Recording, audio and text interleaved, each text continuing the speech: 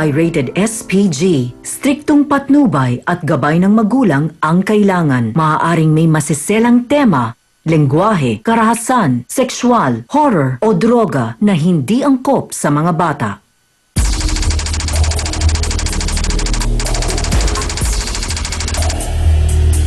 Si Ma'am, gigil na gigil sa dalawang kasambahay dahil pag wala siya, kinakalantari daw ang kanyang kinakasama. Kinapkap ko kayo, tinuring ko kayo na parang anak, tapos inaaso pa kami.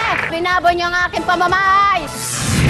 Sobra pa kaya kay tatay ang kanyang kamandag o kusa na siyang babaliktad kapag mga lihim niya ay mahilantad. Kung nangangailangan lang po ako, kaya ako na po siya napatulan eh. Pera niya lang po minahal ko. Never ko siyang mamahalin, matanda na siya. Binigay nila sa akin pera lang kailangan ko. Wala nang pakalim sa kanya dahil wala akong hawak sa kanya, anak ko lang malaga sa akin.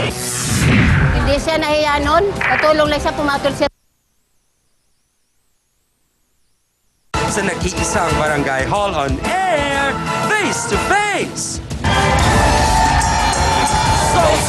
Sausabuela! Let's get ready for Sausabuela!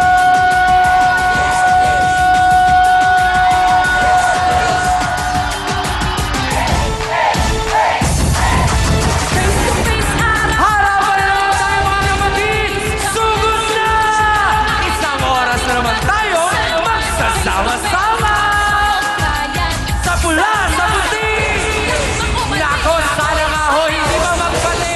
Wala na sanang labanan! Usapan na lang! Let's go! Napusadyang makulay ang mukha ng buhay. Tayo'y magharapan, ating pag-usapan.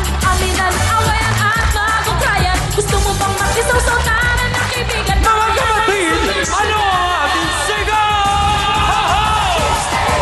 Sinong sisimangon? Sinong ngingiti? Ang mga problema. Face to face! Huwag mong talipunan! Harapin mo! Face to face! Yeah! At ngayon, heto na ang First Lady na nag-iisang Barangay Hall on Air, ang pambansang kapitana, Chang Ami Perez! Hello mga kasawsawan! Good morning! Good morning! Kumuha si among babae ng mga kasambahay para maging magaang ang trabaho sa bahay. Pero higit pa daw sila sa pagiging all-around. Dahil kapag kasama ang lalaking amo, nako, may nangyayaring milagro.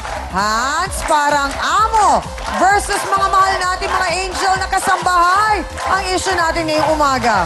Naku, Chang, mukhang masela lang ang magiging usapan. Pero don't worry, kakayanin yan ng ating mga sausawera at sausawera. Hindi ba? Siyempre ba, kasama pa rin natin sina B1 at B2. Makokompleto ba naman tayo kung wala silang tatlo? Attorney Ben Acosta, Dr. Camille Garcia, at Father Sonny Merida. Sila ang mahal nating trio tagapayo. Kaya naman, what are we waiting for? Let's make it a come on! Face to face na! Aba mga kasawsawan, hindi lang isa o dalawa ang naging babae ng kinakasama niya. Kaya naman baka raw hindi na niya kayanin kapag may pangatlo pa. Abay, bakit mo naman nasabi yan? Anyari, Madeline Restorque, pasok!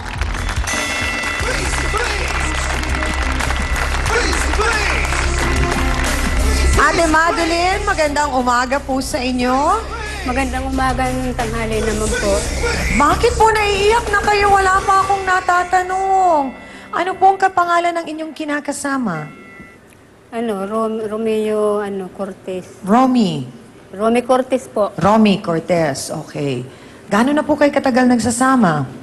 25 years na po. 25. O bakit hindi po kayo nagpakasal? Ayaw ko po. Ayaw nyo, bakit po? Wala lang. Sabi na nabanggit po, abay binasa ko lang yon.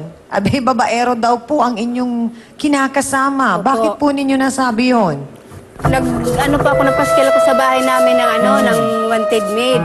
Aho. Ngayon, may umano sa amin, may nag-apply. May nag-apply, okay po.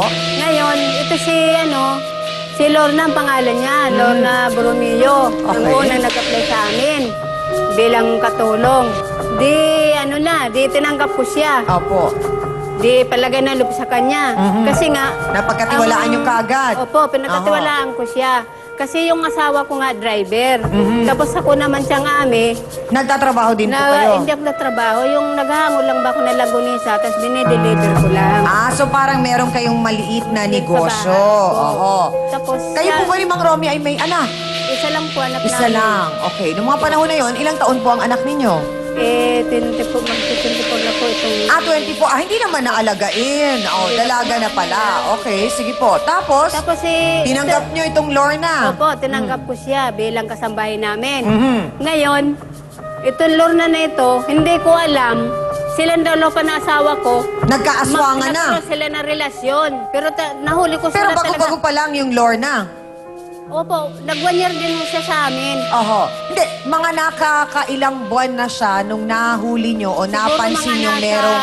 5 months, 6 months. Okay. Paano po ninyo nahuli? Nahuli ko po siya talaga sa akto. Paano Silang sa dalawa akto ng po? asawa ko sa kwarto namin, sa kwarto niya mismo. Talaga silang dalawa. Okay, sandali lang po. Talaga. Nasa kwarto po ni Opo. Mang Romy? Hindi sa kwarto niya. Sa kwarto nung Opo. Lorna. Opo, sa kwarto Okay. niya. Nahuli ko silang dalawa talaga. Hindi po nila alam na nandun kayo. Opo, hindi nila alam Sinorpresa nyo. Opo. Di Ano po ngayon, bang unang pagkakataon na nahuli nyo si Mang Romy na ganyan, na may problema sa babae? opo, unang pagkakataon po. Okay. Ano pong ginawa nyo dun kay Lorna? Siyempre, nagalit ako. Sinabunutan ko siya doon sa loob ng kwarto. Tapos nung ano na yun, naabutan ko sila, no? Oo. Siyempre. Anong sabi ng sige, Lorna? Anong paliwanag ni Romy? Hindi ko na siya dahil umalis pa siya ng bahay. Yung Romy? Opo. Saan nagpunta? Aywan ko kung saan siya nagpunta. Okay. Kasi pag ano ko sa kanya, kanilang dalawa, bigla siyang labas Yung sa Lorna, kwarto. saan po nagpunta? Doon pa, sa kwarto. Pinalayas niyo po ba? Nung una, hindi po. O, Kasi bakit po? nangingi naman siya ng pasensya. Dahil siyempre, Ang tanong ko po, bakit hindi ura-urada ay pinaalis nyo na? Kasi parang may nangyayari na. Nagkatuluyan ba yung something-something? opo, talaga something talagang ginawa nila. Tochi-tochi? Oo. Opo, talaga. Tapos nung... Dinidirit? Oh, talaga. Yun Ano talaga? Oo. Bakit pinatawad nyo pa kung ako yan? Siyempre, binigyan ko pa siya ng second chance. Ah, Diba? Siya si mismo- Mang Romy po, ano nangyari? Di, siyempre ako naman kasi babait nga ako, pinatawad ko nga siya. Kasi Aha. yung katulong ko. Ang tanong, naulit po ba ulit? Hindi na naulit yung ame. Oo. Sa text na lang. Magpapatawad ka rin naman sana, hindi na sana umabot sa ganon. Opo. Sa text. Nakita ko yung cellphone, Ni Mang Romy. oo, naiwan sa misa. Aha. Nakalagay doon, be, kita tayo. Hindi ko na yung cellphone, dampot ko na cellphone, pagkabasa ko, binagsak ko ng ganyan. Aha. Siyempre, galit na naman ako eh. So, ibig Ame. sabihin po, ang nangyaring yon ay nagpatuloy yung relasyon ni Oo. Kuya Romy at nitong si Ate Lorna. Opo. Eh, Wala tanong kang ko, anak na- Ate Madeline, bakit hindi na lang po ninyo pinalayas? Oh, yun, tama. Sabi ni ate. Si Pinalayas Kuya ko Romy. nga siya, pinalayas Hindi, si Kuya Romy po. Ay, hindi ko siya pinalayas. Bakit nga po? Kasi nga, siyempre, mahal ko rin siya. Asawa ko siya diyang ame. Ayun. Diba?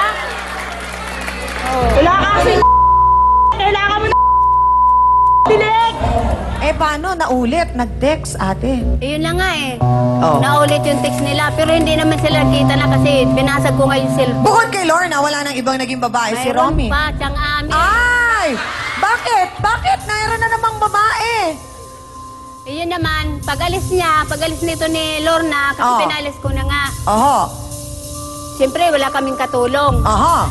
Ngayon, kumuha ako ng labandera. Kinakabahan ako dyan sa susunod na Ang mangyayari. labandera naman, hindi nakatulong. Parang kasi, hindi nyo pa nasasabi, ninenervyos na ako. Opo. Tapos po, Kasi may anak naman nga ako. Oho. Ayun na, bali ang... parang ginawa niya ng all around. Oo, Tagalaba. sa bahay. Tsaka, oo. Ngayon, Ano pong kailangan pangalan naman- nitong labandera? Lisel po. Lisel, okay. Sa makatuwid, dediretsuhin ko na kayo, Ate Madeline. Na, ni Mang Romy ba ito? Opo. Oo din! Kasama ko pa rin, siyang ami. Na something tong Lisel? Oo. Ito yung pangalawa. Opo.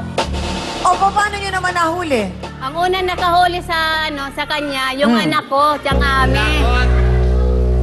Yung anak ko, mismo nakahuli Saan sa naman po kanya. nahuli ng anak ninyo? Hindi ho ba nahiya naman si Mang Romy na? Nahuli naman siya siyang ami sa labahan. Nagahalikan sila para mga loro. Siyang ami. Talian mo kasi yung asawa mo para hindi maghanap. Patawarin, ina ng awa. Naku po mga kapatid, maging siya po ay hindi makapagpigil sa galit dahil nga daw sa inabot niyang sampal at pananabunot at iba pang pananakit mula sa kanyang dating among si Madeline. E paano nga kasi? Ikaw ang naging iskabetse sa buhay ng kanyang kinakasama. Ano ba nangyari? Ate Lorna Borromeo, pasok!